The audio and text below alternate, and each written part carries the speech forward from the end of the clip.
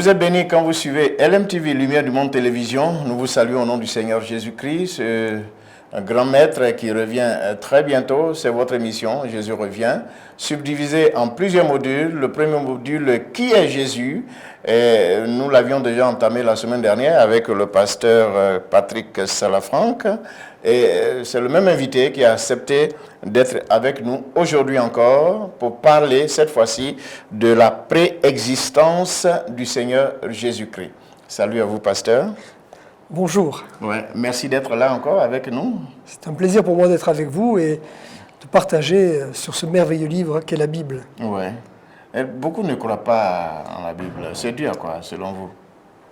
Alors, pourquoi ils ne croient pas? Je ne sais pas, mais ce que je sais, c'est que ce livre a bouleversé la vie de millions de gens dans le monde entier. Ouais. Depuis 2000 ans, ce livre a donné les preuves de sa fiabilité. Depuis 2000 ans, des hommes de tout âge, de toutes conditions, de toute culture ont rencontré Dieu au travers de ce livre. Et ce livre a changé ma vie personnellement. Il a bouleversé ma vie et a fait de moi ce que je suis aujourd'hui. Lorsque vous l'avez lu? Absolument. Oui, mais il y a à travers le monde aussi des gens qui sont analphabètes, qui ne savent ni lire ni écrire. Alors comment est-ce que ce livre-là peut bouleverser la vie de quelqu'un qui ne lit pas ce livre? Tout à fait. Alors, heureusement, il y a des prédicateurs, il y a des missionnaires, il y a des hommes qui, de par le monde, ont été prêcher la parole. D'ailleurs, au commencement, la Bible était très peu écrite, en tout cas pour ce qui concerne le Nouveau Testament. Mais la Bible était prêchée. La parole de Dieu était prêchée, elle était annoncée. Et qu'elle soit lue ou qu'elle soit prêchée, c'est une parole de vie. Et cette parole de vie a bouleversé des générations entières, des vies entières d'hommes et de femmes. Je remarque d'ailleurs que les mots de passe, des livres qui ont été des best-sellers, aujourd'hui sont dans des placards couverts de poussière. Mais la Bible, aujourd'hui, est toujours le livre le plus vendu dans le monde. Oui. Et toujours d'actualité. Traduite même, la Bible a été traduite en plusieurs langues, à travers le monde et tout ça, pour que tout le monde ait accès à la parole de Dieu. Tout à fait. Jamais autant qu'aujourd'hui, la Bible n'a été traduite en autant de langues, puisque je pense que c'est à peu près 400 langues et dialectes, plus de 400 langues et dialectes. Des efforts considérables sont faits par les sociétés de traduction pour que dans toutes les races, dans tous les peuples, on ait une traduction de la Bible. Un gros effort d'alphabétisation a été fait également dans le monde entier aujourd'hui, mais même pour des gens qui ne savent pas lire, vous savez, même en France, il y a encore des gens aujourd'hui qui ne savent pas lire, mais malgré tout, la parole de Dieu leur parvient parce qu'elle est prêchée, parce qu'elle est annoncée. Et parce qu'elle touche les cœurs. Mais comment faire lorsque une région est hostile à la parole de Dieu, à la Bible? Il ne faut pas se décourager, il ne faut pas baisser les bras, parce que des régions qui ont été hostiles pendant longtemps, qui se sont opposées à la Bible, un jour, la parole de Dieu a fini par pénétrer, a fini par rentrer dans les cœurs. Il y a une région qui est très peu connue en Inde, qui s'appelle le Nagaland. Nagaland, c'est une petite région de l'Inde, et les Nagas étaient des coupeurs de tête, étaient des gens qui étaient très craints, très terrorisés.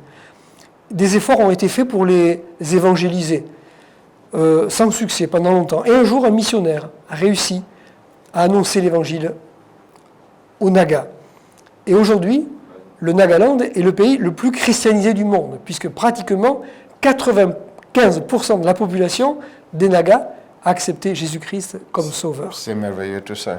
Alors la Bible nous révèle le Seigneur Jésus, enfin nous parle de Dieu, particulièrement le Seigneur Jésus, bien sûr. Voilà, qui est notre Seigneur et Sauveur. Bien sûr. Et nous parlons aujourd'hui de la préexistence du Seigneur Jésus-Christ. Qu'est-ce que ça veut dire exactement? Alors le mot par lui-même, préexistence, veut dire qu'il existe avant. Alors avant quoi? Avant quoi? C'est moi qui pose la question. Oui. Eh bien avant la création du monde, tout simplement.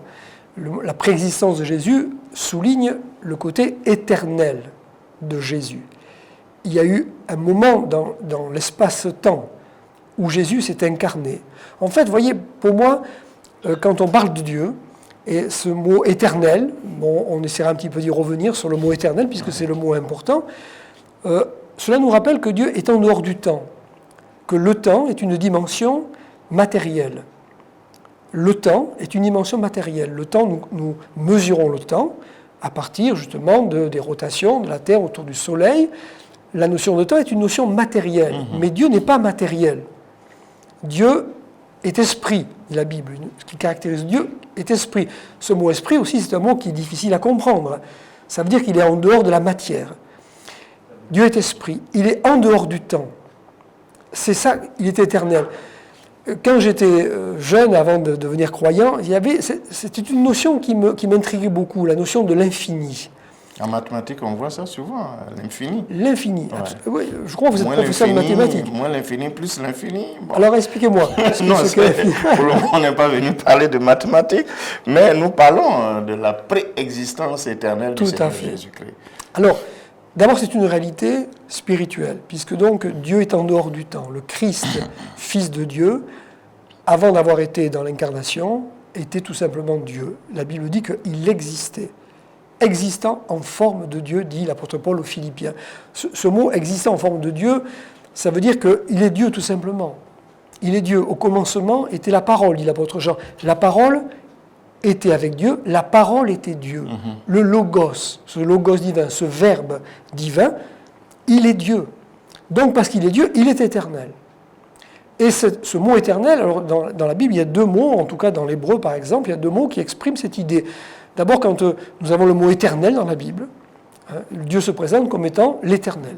Quand il se révèle à Moïse, le mot le plus courant qui revient dans la Bible, c'est le mot éternel. Ouais. Mais qu'est-ce qu'il y a derrière ce mot éternel ? Alors derrière ce mot éternel, il y a une déclaration de Dieu, lorsque Moïse dit à Dieu, mais qui es-tu Seigneur ? Quel est ton nom ? Et le Seigneur lui dit, je le cite en hébreu, Eyé Asher Eyé, je suis ce que je suis.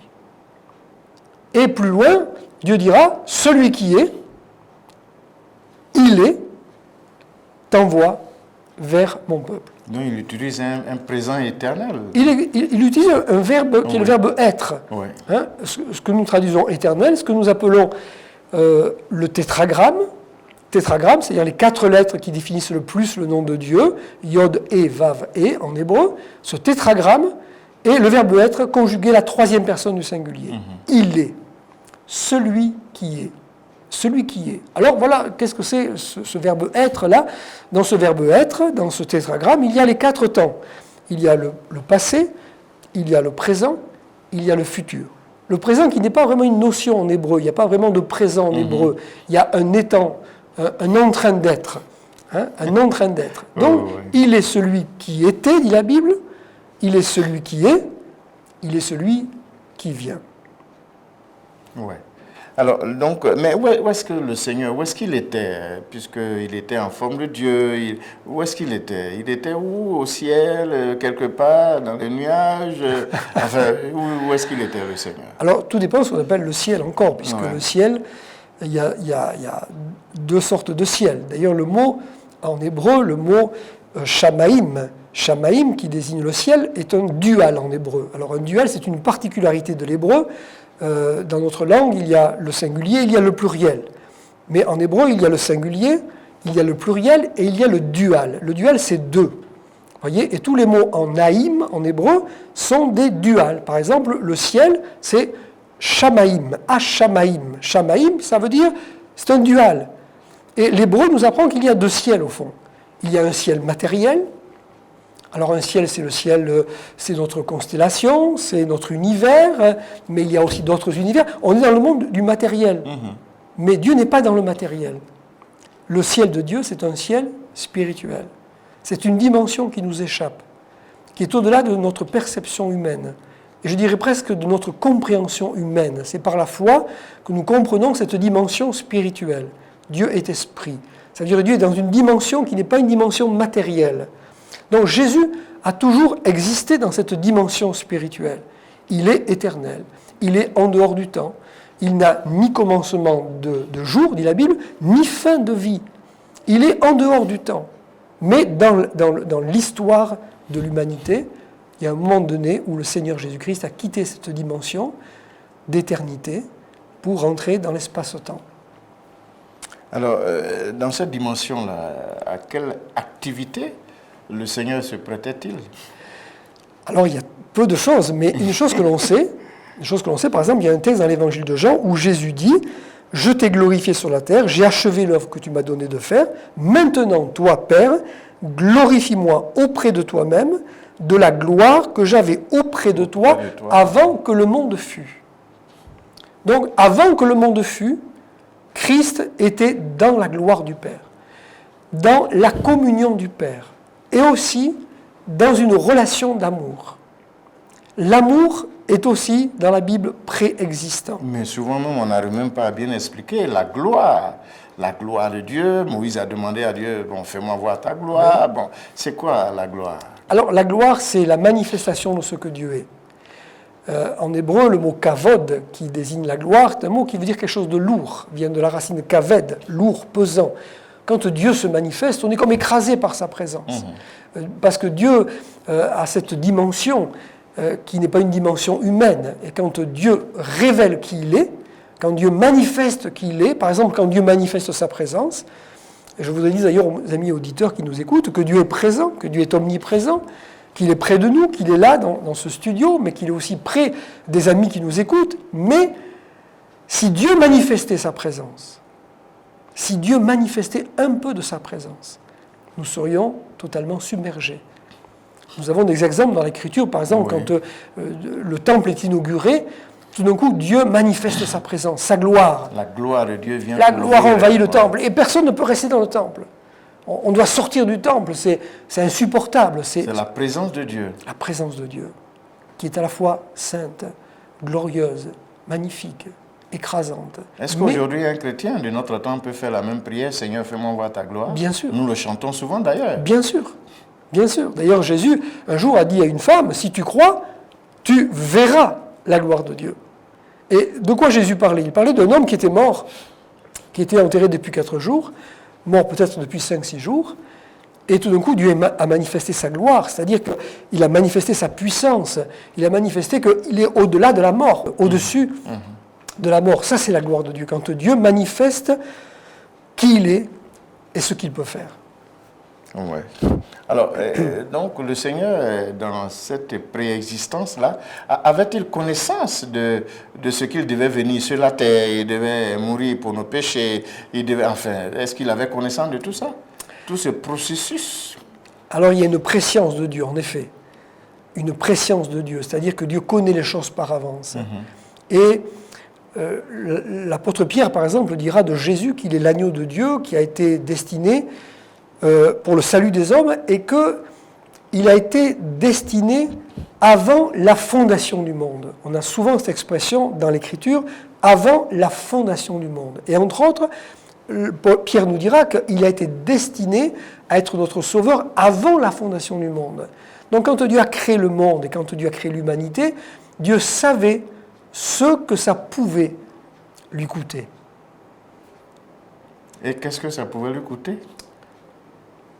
La vie de son Fils. Son Fils unique. L'incarnation, le sacrifice de la croix, le sacrifice de Jésus. Vous savez, je l'ai dit dans une précédente émission, quand on parle des choses de Dieu, on parle de choses mystérieuses, qui nous dépassent malgré tout. Quand on parle de préexistence du Seigneur Jésus, on entre dans un domaine où la Bible nous dit peu de choses d'ailleurs. Elle nous dit que Dieu est éternel. Dieu est éternel, ça veut dire qu'il est en dehors du temps. Ça veut dire qu'il existait avant que notre monde soit créé, avant que notre univers soit créé. Ça veut dire que Dieu est au-delà de la dimension matérielle, physique des choses. Et la Bible nous dit peu de choses sur cette période, on pourrait dire, de la divinité. Mais on sait certaines choses. On sait que, par exemple, il y avait de l'amour. L'amour entre le Père et le Fils. Entre le Père, le Fils, l'Esprit. C'est 3 personnes de la Trinité, qui sont malgré tout un seul Dieu, un Dieu unique. Nous adorons et nous aimons un Dieu unique, manifesté en 3 personnes. Mais c'est aussi la difficulté, la compréhension. Absolument. Oui. Dieu, un seul Dieu, se manifestant en 3 personnes. Tout Dieu à le fait. Père, Dieu le Fils, Dieu le Saint-Esprit. Tout à fait. Et Jésus-Christ est Dieu le Fils. Tout à fait. Oui. Tout à fait. Alors, le Fils devait venir sur terre, il devait mourir, il devait être crucifié, sa dignité bafouée, son honorabilité atteinte, etc. Il avait connaissance de tout ça. Tout à fait. Tout à fait. Et il est venu quand même. Tout à fait. Et pourquoi? Par amour. Et c'est là vraiment une preuve extraordinaire de son amour. Car l'Écriture dit qu'il savait d'avance. Il savait d'avance. Même Isaïe a parlé de ça, comme un agneau qu'on mène à la boucherie. Bon, enfin, voilà. Absolument. Parce qu'un agneau qu'on mène à la boucherie, il doit être égorgé. Et Jésus savait tout ça. Absolument. Et Absolument. il voyait déjà le cliché, enfin, je veux dire, tout le scénario. Absolument. Mais malgré cela, il a accepté de venir sur terre. Tout à fait. Comment est-ce que vous expliquez tout cela, pasteur? Alors, il n'y a qu'une sorte de force et de puissance qui peut justifier cela, c'est l'amour. Vous voyez, Pierre dit ceci, que Jésus nous a rachetés par son sang précieux. Il a été un agneau sans défaut, sans tache, prédestiné avant la fondation du monde. Prédestiné avant la fondation du monde. Moi, je suis devant un mystère devant lequel j'ai le vertige. Mais pour qu'il ait accepté tout ça, il faut un amour immense. Il faut un amour infini. Il faut un amour divin. Et là encore, nous revenons à l'essence même de Dieu, qui est l'amour. Dieu est amour. C'est par amour. Dieu a créé le monde par amour. Dieu n'a pas créé les hommes pour qu'ils deviennent des ennemis, pour que les hommes s'entretuent. Le plan originel de Dieu n'était pas la violence, la guerre, les hommes qui se déchirent. Mais qui a introduit tout ça dans le monde? Le péché. Le péché n'est pas tombé comme ça. Le péché, c'est la désobéissance. Alors, ça amène une question intéressante. C'est qu'est-ce qui s'est passé dans le jardin d'Éden? Qu'est-ce que c'est que le péché, au fond? Le mot péché, c'est un mot très intéressant. En hébreu comme en grec, il veut dire manquer le but, manquer la cible. Ça veut dire qu'il y avait une cible, il y avait un but. Mais que quelque part, l'homme a manqué ce but. Quel était le but pour lequel Dieu a créé l'homme? Dieu a créé l'homme pour l'être en relation avec lui. Dieu est un Dieu de relation. Il est en relation. Le Père, le Fils, l'Esprit, ce qui caractérise la personne divine, c'est la relation. Dieu est un Dieu avec. Il est Emmanuel. Emmanuel en hébreu. Dieu avec. Dieu avec nous. Dieu avec. Il est avec. Je serai avec toi. Je suis avec vous. Vous voyez, c'est un Dieu avec, un Dieu en relation. Dieu nous a créés pour être en relation avec lui, pour une relation. Dieu a placé l'homme dans un jardin d'Éden, qui est un jardin de délices, un jardin merveilleux, mais il y a au milieu du jardin un arbre que la Bible appelle l'arbre de la connaissance du bien et du mal. Mais pourquoi Dieu a-t-il mis cet arbre? Dieu dit à l'homme, si tu manges de cet arbre, tu mourras.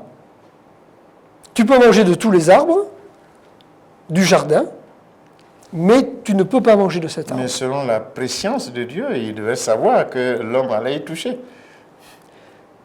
Il savait que l'homme pouvait y toucher, certainement. Oui. Mais pourquoi Dieu place cet arbre dans le jardin d'Éden? C'est intéressant, ça. Parce qu'on pourrait se dire, mais alors Dieu a piégé l'homme. Dieu a piégé l'homme. Si Dieu n'avait pas mis cet arbre dans le jardin d'Éden, l'homme n'aurait jamais péché. L'humanité n'aurait pas souffert comme elle a souffert. Dieu n'aurait pas eu besoin d'envoyer son Fils. Et comme elle continue de souffrir. Et qu'elle continue de souffrir. Quel est le sens et la signification profonde de cet arbre de la connaissance du bien et du mal? Cet arbre de la connaissance du bien et du mal, il est très important parce qu'il exprime que l'homme est un être libre. Que Dieu n'a pas créé un robot. Que Dieu n'a pas mis l'homme dans une prison dorée. Mais que l'homme est libre. La liberté n'existe que quand il y a une possibilité de choix. Si je ne peux pas choisir entre deux présidents, je ne suis pas libre. Je ne suis pas dans une démocratie, je suis dans un pays totalitaire. Si je ne peux pas choisir entre deux choses, je ne suis pas libre. Si je vis dans une belle propriété où il y a tout pour être heureux, mais qu'il n'y a pas de porte de sortie, je ne suis pas libre. Pour qu'il y ait liberté, il faut qu'il y ait choix. C'est fondamental. Et de manière fondamentale, Dieu donne à l'homme la liberté dès le départ. Ce que nous pourrions appeler le libre arbitre. L'homme a la liberté, soit d'être fidèle à Dieu, de rester dans sa communion. Mais Dieu dit, je mets devant toi la mort et la vie, je choisis la vie afin que tu vives. Bon, enfin, moi, je ne sais pas. Dieu, sachant que l'homme, il est limité, physique, il est matériel, donc il est limité, qu'il allait nécessairement choisir le côté de la mort, c'est-à-dire pécher contre Dieu et tout ça. Alors pourquoi est-ce que le Seigneur n'aurait pas pu utiliser d'autres moyens pour amener l'homme à l'aimer, à le servir, voilà. On se pose beaucoup de questions. Tout à fait. Je comprends tout à fait. Mais Dieu veut un amour librement consenti. Vous voyez, quand la Bible dit « Je mets devant toi la vie et la mort, la bénédiction et la malédiction », bien sûr, Dieu ne dit pas « Choisis ce que tu veux ». Il dit « Choisis la vie ». Il conseille, mais il n'oblige pas. Si, par exemple, vous habitez au 3e étage d'un immeuble, et que vous dites, votre fils vous dit, papa, comment on peut descendre dans la rue? Tu as deux moyens. Tu peux sauter par la fenêtre ou tu peux descendre par l'escalier. Mais moi je te dis, choisis l'escalier. Mais on ne peut jamais dire à l'enfant, il y a la possibilité de passer par, par la fenêtre. Mais c'est plus dangereux quand même. C'est vrai. Humainement parlant, oui. Tout à fait. Et c'est la même chose. Choisir la vie, c'est quoi? C'est choisir d'aimer Dieu. C'est choisir d'obéir à sa parole. Mais Dieu ne nous oblige pas. Mais il nous dit, voilà, ça c'est le bon choix. Ça c'est le bon choix. Comme Dieu a dit clairement à Adam, dans le jardin d'Éden, si tu manges de ce fruit, tu mourras. Dieu n'a pas trompé l'homme. Dieu ne lui a pas caché les choses. Il lui a dit la vérité. Il lui a dit, voilà, je t'aime. Nous vivons une relation d'amour. Mais il y a une porte de sortie. Ouais. Tu n'es pas mon esclave. Ouais, tu peux sortir quand tu veux. Alors, le Seigneur, donc, existait. Il existait avant la fondation du monde. Oui. Hein? Qu'en est-il exactement avant qu'Abraham n'existe ou bien ne soit né? Il existait déjà. Ça veut dire que le Seigneur a participé à la création? Tout à fait. Jésus a participé à la création? Absolument. En quelle qualité? En tant que créateur. L'évangile de Jean est très clair à ce sujet. L'évangile de Jean, parlant du Logos, du Verbe de Dieu, dit que tout a été créé par lui et que rien de ce qui existe n'a été créé sans lui. Dans Jean 1? Jean chapitre 1er, ce qu'on appelle le prologue de l'évangile de Jean. Mais d'autres textes affirment qu'il est le créateur, que tout a été créé par lui et que tout a été créé aussi pour lui. Tout a été créé par lui. Il est à l'origine. Il est le commencement. Je fais un petit peu d'hébreu. Bon, l'hébreu nous apprend des choses intéressantes. C'est une langue biblique, en tout cas l'hébreu biblique, c'est une langue avec laquelle on apprend beaucoup de choses. La Bible commence par une déclaration. Bereshit, bara Elohim, et hashamaim, ve'et haaretz. Au commencement, Dieu créa les cieux et la terre. Et ce mot Bereshit, le premier mot de la Bible, Bereshit, qu'on pourrait traduire littéralement dans le commencement, dans ce mot, vous savez, l'hébreu c'est une langue à tiroir. Une langue à tiroir, c'est-à-dire qu'on tire une chose, on trouve une chose. On tire deux mots, on tire deux lettres, on trouve autre chose. Dans ce mot Bereshit, la racine du mot Bereshit, c'est le mot roche. C'est la tête en hébreu. La tête. Qui est la tête? L'Écriture dit que Jésus est la tête. Il est la tête, il est le commencement. Mais le mot Bereshit commence par deux lettres. Pour qu'il y ait un mot dans la Bible, il faut deux lettres. Une lettre, ce n'est pas un mot. Pour qu'il y ait un mot, il faut un minimum de deux lettres. Les deux premières lettres de la Bible, c'est Bet Resh. Bereshit commence par deux lettres. Bet Resh. Bet Resh, en hébreu, c'est Bar. Bar, c'est le fils. C'est un mot qui est très rare dans l'hébreu biblique, parce que le mot général pour désigner un fils, c'est Ben. Mais Bar, c'est aussi le fils. Dans le psaume 2, il y a ce mot Bar qui apparaît, et c'est un psaume messianique. L'Éternel m'a dit, tu es mon fils, je t'ai engendré aujourd'hui. Engendré, tu es mon fils. C'est un psaume prophétique qui parle de l'engendrement, de la venue de Jésus. C'est le mot Ben. Mais un peu plus loin, verset 12, il est dit « Baiser le fils de peur qu'il ne s'irrite ». Et là, le fils, c'est le mot « bar ». Or, le premier mot de la Bible, c'est « bar ». C'est « fils ». Ça veut dire que la création, il y a un témoignage de l'Écriture, l'hébreu biblique rend témoignage que la création, elle est par le Fils. Elle est dans le Fils. Ainsi que la nouvelle création. Cette première création, elle est prophétique quelque part. Et elle anticipe une nouvelle création. Celle de l'être nouveau, de l'homme nouveau, que la Bible appelle nouvelle naissance. Et cette nouvelle création, elle est aussi dans le Fils. Tout à fait. Alors, parlant justement de l'ancienne création, la première création, dans le livre de la Genèse, Dieu dit « faisons l'homme à notre image ». Alors, pourquoi ce pluriel? Parce que Dieu est justement trois personnes. Elohim, hein, le premier mot qui apparaît dans la Bible, c'est le mot Elohim. Elohim est un pluriel. En termes clairs, le Seigneur Jésus donc a participé à la création. Tout à fait. d'Adam et Ève. Bien sûr, bien sûr. Tout à fait, comme je vous l'ai dit dans les prologues de Jean, tout a été créé par lui, dit Jean. Et rien de ce qui a été créé n'a été créé sans lui. Le mot Elohim, je voudrais relever que c'est au moins trois personnes. Parce que je vous ai dit qu'en hébreu, il y a le singulier, il y a le dual, deux, et il y a le pluriel im. Donc le dual, c'est haïm, comme le ciel, hashamaïm, c'est un dual. Yerushalayim, Jérusalem, c'est un dual. Il y a une Jérusalem d'en bas, il y a une Jérusalem d'en haut. Vous voyez, les yeux, hein, Einaïm, tous les mots en haïm, en hébreu, sont duals. Mais Elohim n'est pas un dual, c'est un pluriel. Ça veut dire qu'il y a au moins trois personnes. Faisons l'homme à notre image, hein, dans notre image, dans notre ressemblance. Donc il y a, dans ce Elohim, il y a le Père, il y a le Fils, il y a le Saint-Esprit. Et les trois personnes agissaient? Absolument. En même temps, ou bien chacun avait une tâche particulière? Alors écoutez, bon, on pourrait utiliser des images, et je ne suis pas sûr que l'image que je vais utiliser soit totalement juste, mais on pourrait dire que le Père est l'architecte, celui qui a dessiné les plans. Le Fils est le maître d'œuvre. Et le Saint-Esprit est celui qui a réalisé la création.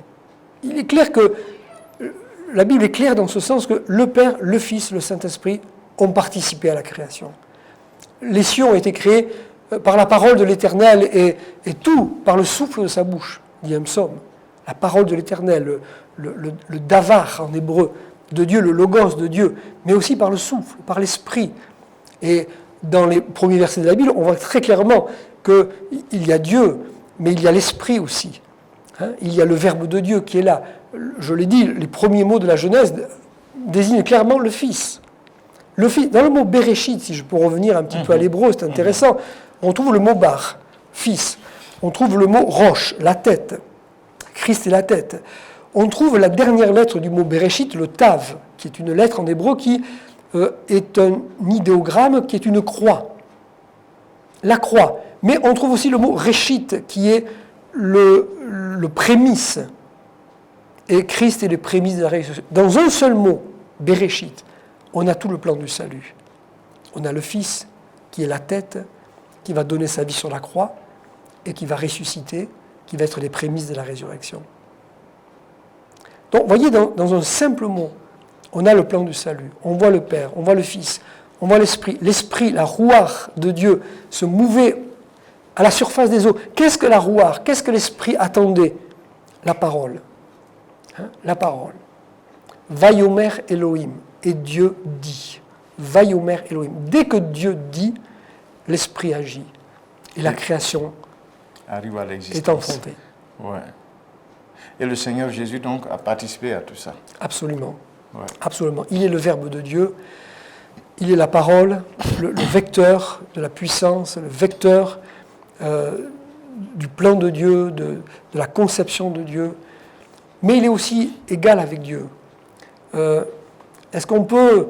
La question de la Trinité, elle est toujours complexe à expliquer. Pourquoi on ne pourrait pas utiliser peut-être d'autres images, telles que l'eau, par exemple, sous forme solide, liquide et vapeur. Bon, enfin, tout je ne sais fait. pas. Bien sûr, bien sûr.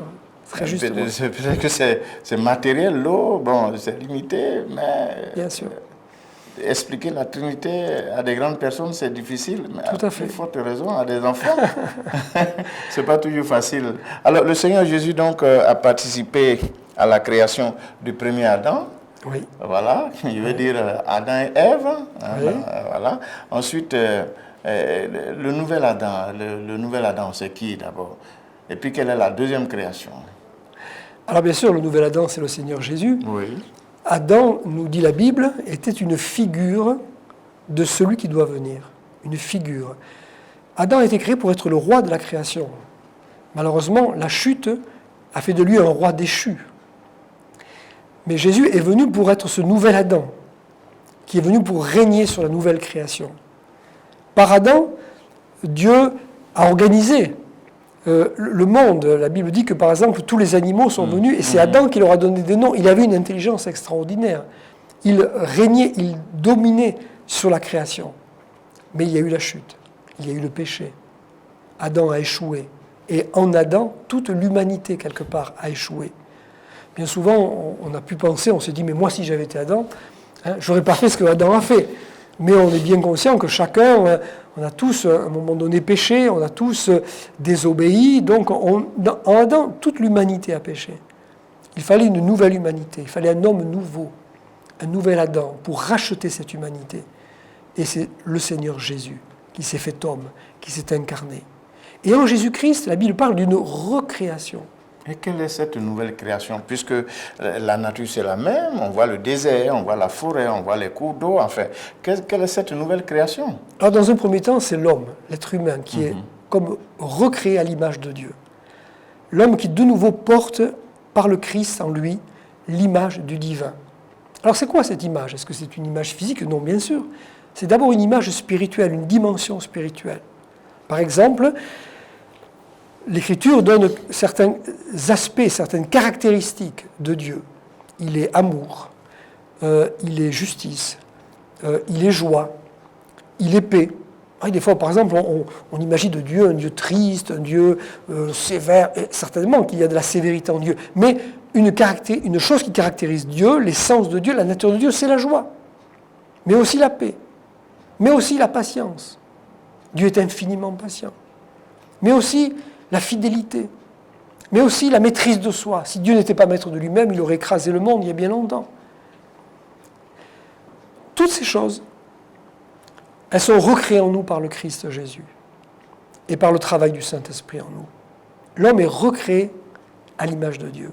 La Bible dit que le fruit de l'Esprit, c'est l'amour, c'est la joie, c'est la paix, c'est la patience, c'est la bonté, c'est la fidélité, c'est la douceur, c'est la tempérance. Ça, ce sont toutes les qualités divines qui sont rendues possibles par la présence du Christ en nous et par la présence du Saint-Esprit. Ouais. C'est ça, la nouvelle création. La nouvelle création. Merci beaucoup, pasteur. Je crois que tout cela est intéressant. L'un de nous l'a pensé de donner une étude exhaustive concernant la vie du Seigneur Jésus. Le temps qui nous est imparti tire à sa fin. Un dernier mot, pasteur, vous vous adressez à tous nos fidèles téléspectateurs en regardant encore une fois de plus la caméra pour parler de la préexistence de notre Seigneur Jésus-Christ. Alors, chers amis qui nous écoutez, amis de l'MTV, ce point que nous avons abordé est tellement important, cette préexistence. C'est aussi la préscience de Dieu. Ça veut dire un Dieu qui nous aime avant même que nous l'ayons nous-mêmes aimé. Il nous a aimés comme pécheurs. Il savait ce que nous étions. Il savait ce que nous ferions. Et il nous a aimés malgré tout. Permettez-moi de dire que parfois j'ai rencontré des gens dans le monde qui m'ont dit « Ah, pasteur, si j'avais su comment était cet homme, je ne me serais pas marié avec lui. Si j'avais su comment était cette femme, je ne me serais pas marié avec elle. » Mais Dieu, lui, savait. Il savait par avance. Il existait par avance. Et ça veut dire qu'il tient tout dans sa main, qu'il a la maîtrise, le contrôle sur toute chose. Et si nous lui confions notre vie, alors il va la diriger, il va la conduire avec justesse et avec précision. Je vous invite vraiment à faire confiance à ce Dieu qui est éternel, qui a la connaissance totale de toutes choses et qui peut nous conduire jour après jour, dans les choses pratiques, concrètes de la vie, une vie sûre, une vie d'abondance dans le Seigneur Jésus-Christ, notre Sauveur éternel. Merci. À bientôt. Merci beaucoup, fidèles téléspectateurs, de recevoir le Christ Jésus dans votre vie, dans votre cœur, dans vos activités de tous les jours. Merci beaucoup, pasteur. Merci Soyez à vous. bénis. Merci vraiment pour tous ces enseignements. J'espère que vous répondrez encore une fois de plus à notre invitation la semaine prochaine. Avec plaisir. Et là, nous parlerons des noms caractéristiques du Seigneur Jésus dans la Bible. Voilà, nous allons voir ça avec vous. Très bien. Merci en tout cas pour ce temps d'enseignement. Mesdames et messieurs, nous n'avions pas l'intention de vous donner une étude exhaustive sur la question « Qui est Jésus ?» Avec ce temps d'enseignement, nous croyons que cela vous a apporté quelques éclairages. En tout cas, suivez LMTV et puis à très bientôt. Shalom.